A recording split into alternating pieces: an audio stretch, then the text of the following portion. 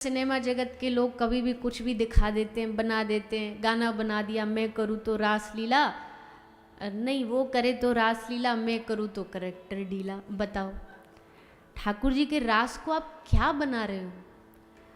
कितनी मूर्खता है तुम्हारी कि तुम रासलीला को अपने कैरेक्टर से कंपेयर कर रहे हो। क्या दिखाना चाहते हो? युवाओं को क्या सिखाना चाहते हो?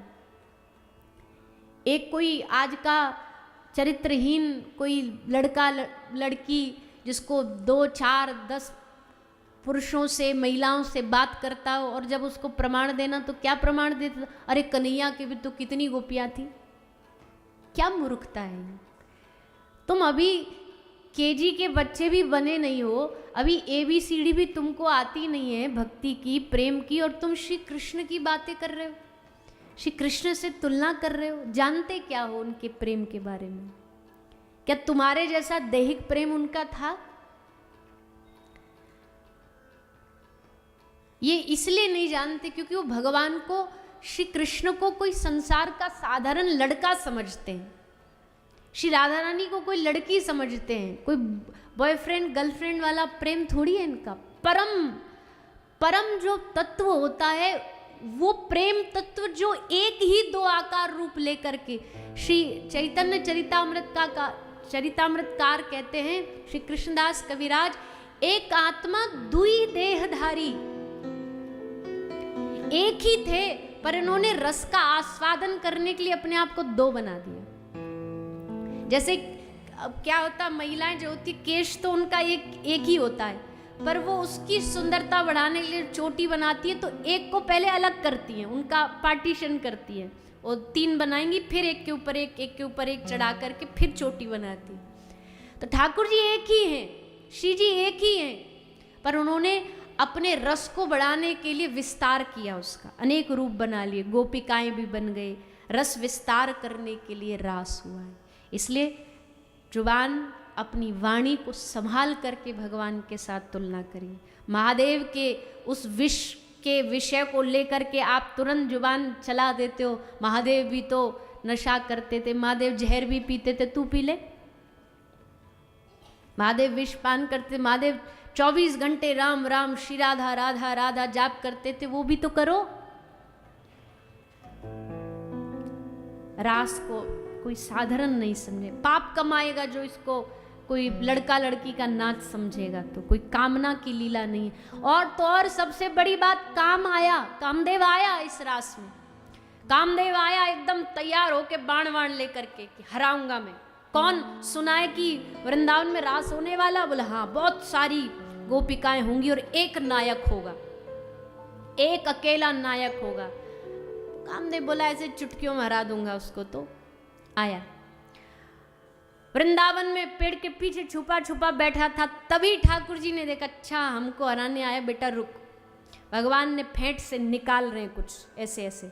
इसको लगा अच्छा इसके पास भी धनुष बाण है, अब बराबरी की जोरदारी टक्कर होगी, ये बाण मारेगा हम बाण मारेंगे। पर इसने देखा फेंट से बाण नहीं, क्या निकाली? बांसुरी। कामदेव बोला लो हमारा काम और आसान हो गया। हमने सोचा कोई बड़ा योगी तपस्वी होगा, उसको हराना बड़ा मुश्किल है। अरे ये तो रंग बिरंगा ठाकुर है, इसको हराना कौन सा? बांसुरी बजा रहा है, नृत्य कला कर रहा है, ऐसे को तो हराना हमारा बाएं हाथ का खेल है। पर ठाकुर जी ने बांसुरी निकाल के अधरों पे रख के एक स्वर छेड़ा, और महाराज जैसे ठाकुर जी की बांसुरी का स्वर छिड़ा, कामदेव के पसीने छूटने लगे, हाथ से धनुष बाण गिरने लगा। हाँ कितनी मधुर। फिर अपने आप को संभाल, नहीं नहीं नहीं नहीं, तुम इसके चक्कर में बहना नहीं, तुमको इसको हराना है। पर फिर ठाकुर जी ने महारास चालू किया। महाराज शुरू हो उससे पहले तक तो ये कामदेव हाँपता हाँपता आकर के ठाकुर जी के चरणों में चित्त पड़ गया। प्रभु त्राही माम, हमें क्षमा करो। भगवान ने कहा हमको हराने आया, हमको हराएगा? ये काम की लीला नहीं, ये प्रेम की लीला है। श्री चैतन्य महाप्रभु कहते कामेर प्रेमेर महाअंतर, काम अंधतम प्रेमेर भास्कर। काम अंधेरा है और प्रेम उजाला है, इतना अंतर है काम और प्रेम में। संसार में प्रेम हम 1000 बार कह चुके हैं, नहीं हो सकता, नहीं हो सकता, नहीं हो सकता, किसी से भी नहीं हो सकता। कोई कहे भाई ये निस्वार्थ प्रेम, दुनिया में कोई प्रेम निस्वार्थ नहीं होता, सबका स्वार्थ है, जन्म से लेकर मृत्यु तक। कोई भी प्रेम निस्वार्थ नहीं, सब प्रेम में स्वार्थ है। एक ही प्रेम निस्वार्थ है, भक्त और भगवान का। अगर उसमें भी स्वार्थ घुसाओगे तो गड़बड़ करोगे। इसलिए हमने पहले ही बोल दिया, भक्ति कभी स्वार्थ से नहीं करना, निस्वार्थ है। इसलिए जहां अब प्रेम संसार में हो ही नहीं सकता है, यहाँ सबको अपनी अपनी चाह है, सबके जेब भरते जाओ खुश रहेंगे, सबकी मांग पूरी करते जाओ, जो चाहते करते जाओ खुश रहेंगे, नहीं करके देखो फिर देखो असली रंग। तो इसलिए भगवान से प्रेम हो सकता है, संसार से नहीं हो सकता। आज भगवान ने यहाँ प्रेम का प्रकाश किया, काम का नहीं। काम हार गया, कामदेव चरणों में गिर गया, और तब भगवान ने बांसुरी बजा करके सब गोपियों को बुलाया।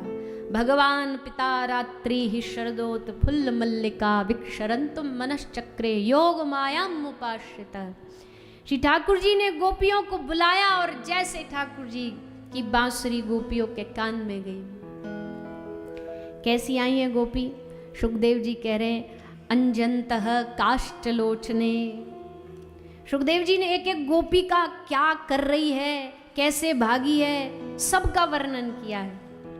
कह रहे हैं श्रृंगार कर रही है, एक आंख में काजल लगाया, एक में लगाया ही नहीं, भाग गई। कोई श्रृंगार कर रही है तो काजल की डब्बी में ते काजल निकारो और सबरे मोड़े पे ऐसे लगा लियो, पूरी काली हो गई। बांसुरी ने मानो पूछा, अरे बावरी प्रीतम से मिलने जा रही है? प्रीतम से मिलने में तो लोग सुंदर बनते हैं, काया को वस्त्रों को सुंदर बनाते हैं, तू उल्टा काला होके जा रही है।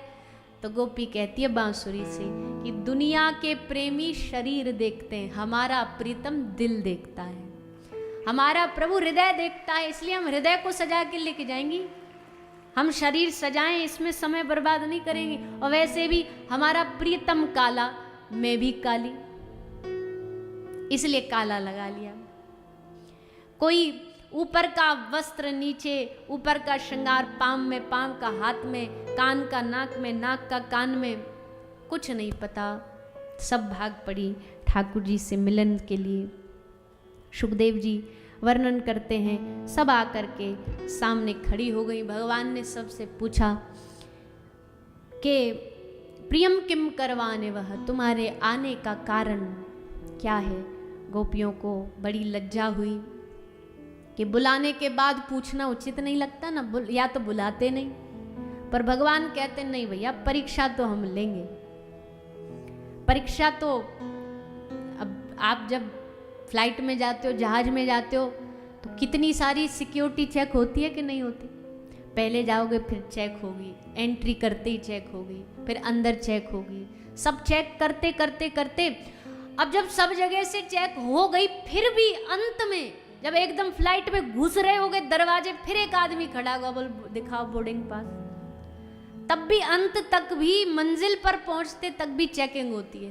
तो आज ठाकुर जी गोपी मंजिल पे पहुंच गई है एकदम, पर अब अंतिम वाली ठाकुर जी चेकिंग कर रहे हैं कि गड़ा कहीं कच्चा तो नहीं है, कहीं ऐसे ही तो हाउल्ला में भाग नहीं आई हमारे पास, दिल से समर्पण है या नहीं। तो जब ठाकुर जी ने थोड़ा सा डराया गोपी को, लौट जाओ, समाज का वह दिखाया, परिवार का वह, तुम्हें डर नहीं लगता? तुमको पता है अब जब तुम लौटोगी तुम्हें तुम्हारा परिवार स्वीकार नहीं करेगा। गोपी कहती है प्रभु अब जब आपने स्वीकार कर लिया, अब चाहे परिवार करे न करे, समाज करे न करे, हम आपकी हो गई, हमें फर्क नहीं पड़ता। बदनामी के डर से हमें मत डराओ, हम डरने वालों में से नहीं है।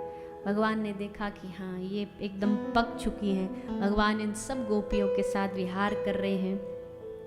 विहार करते करते अंत में फिर अंतिम बार सुखदेव जी वर्णन करते हैं कि जगत को शिक्षा देने के लिए गोपी ने एक लीला करी कि गोपी के मन में मान आ गया, अभिमान आ गया। और जब मान आया तो श्री ठाकुर जी गोपियों को छोड़ करके वहाँ से अंतर्ध्यान